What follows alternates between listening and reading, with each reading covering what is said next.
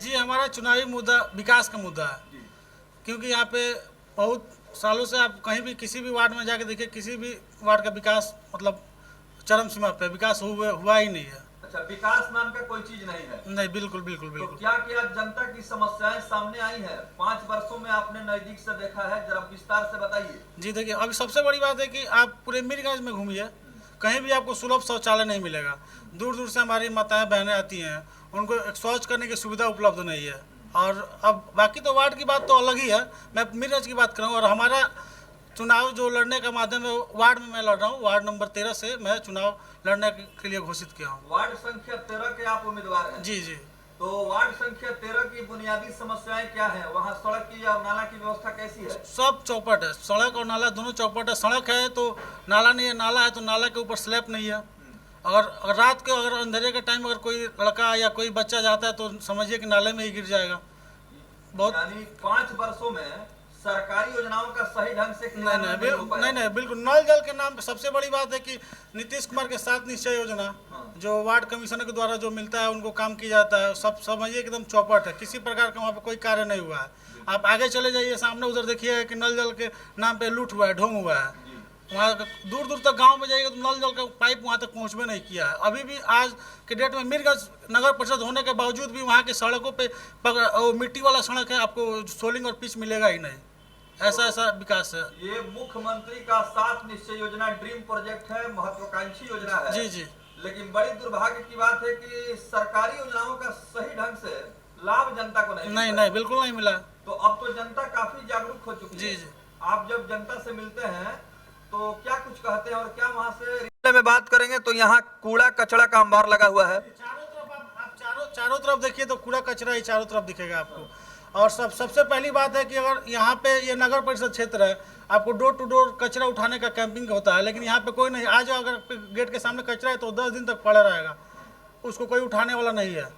जी, तो door to door कचरा camp उठाने का हमारा एकदम ये भी है स्वच्छता के हिसाब से कि अगर आप आते हैं चुनावी मुद्दा से जीत के तो डोर टू डोर पर डे डेली बाई डेली आपके घर का बेल बजेगा और कचरा उठा के लेके जाएगा। अच्छा, इतना बड़ा ये नगर पंचायत का क्षेत्र है मीरगंज, लेकिन हम देख रहे हैं कि सार्वजनिक जो सुविधा शौचालय का होना चाहिए वो कहीं नहीं दिखाई दे रहा है।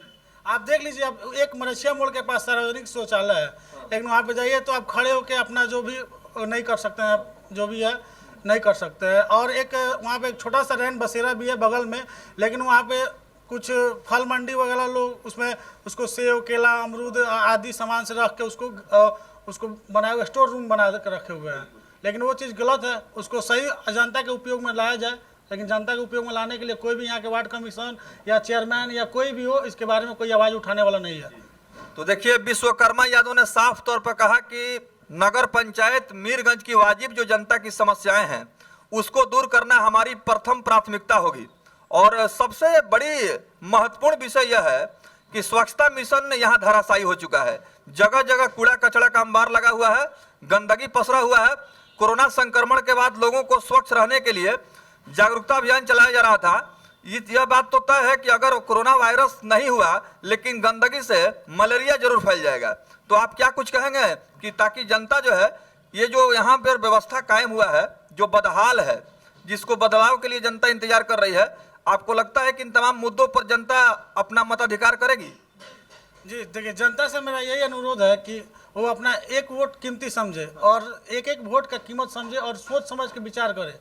किसी मुँहचोर को वोट देने से अच्छा है किसी ईमानदार को वोट दिए जो आपके प्रति आपके साथ हमेशा खड़ा रहे। जी, यानी आपके कहने का मतलब यह है कि ऐसे व्यक्ति को अपना मत दें जो जनता के मान सम्मान स्वाभिमान की रक्षा कर सके और मजबूती से जनता की समस्याओं को दूर कर सके। ये थे विश्वकर्मा यादव जो नगर पंचायत चुनाव में जोरदार तैयारी कर रहे हैं।